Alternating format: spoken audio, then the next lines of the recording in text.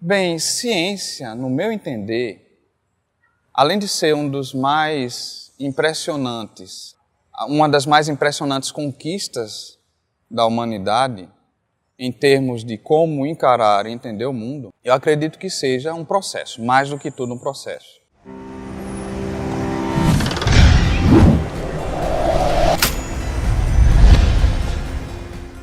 Olá, eu sou o professor Wendel Pontes, do Departamento de Zoologia da Universidade Federal de Pernambuco.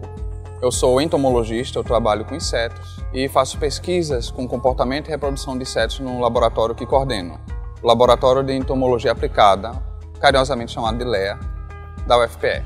É difícil entender o que é ciência hoje, não mais do que antes, mas de uma certa forma, porque é um conjunto de definições, é o produto da ação de um cientista, é o conjunto de informações organizados e sistematizados, obtidos pelo método científico, mas eu gosto de pensar que ciência, antes de tudo, é um processo. É um método como você faz perguntas sobre a natureza, sobre os mecanismos do funcionamento do mundo e utilizando um veículo, um conjunto de processos, uma metodologia para tentar entender melhor como é que tudo isso funciona. Bem, o que é ser um cientista no Brasil? Primeiro, eu acho que ser cientista é mais uma vocação, essencialmente. Você ser inquieto ao ponto de querer descobrir as coisas, querer saber como elas funcionam.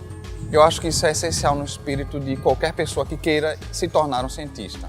Não se conformar com qualquer resposta e ter um espírito investigativo. No Brasil é um pouco complicado, talvez mais do que um pouco complicado. Nós temos uma série de dificuldades, especialmente financeiras, para poder gerar conhecimento, pesquisas, em termos de bolsa, de projetos. Há limitações muito grandes. E isso é um dos fatores que complicam, fora questões burocráticas, particulares e, em alguns casos, institucionais. Então, essa é uma das grandes dificuldades que a gente enfrenta quando pensamos em ciência no Brasil. Mas, especialmente, a falta de suporte público, na maioria das vezes. Mas a culpa não é das pessoas, elas não são culpadas por isso. Há uma dificuldade de comunicação do que se faz de ciência no Brasil com as próprias pessoas e o financiamento público que sustenta essas próprias pesquisas.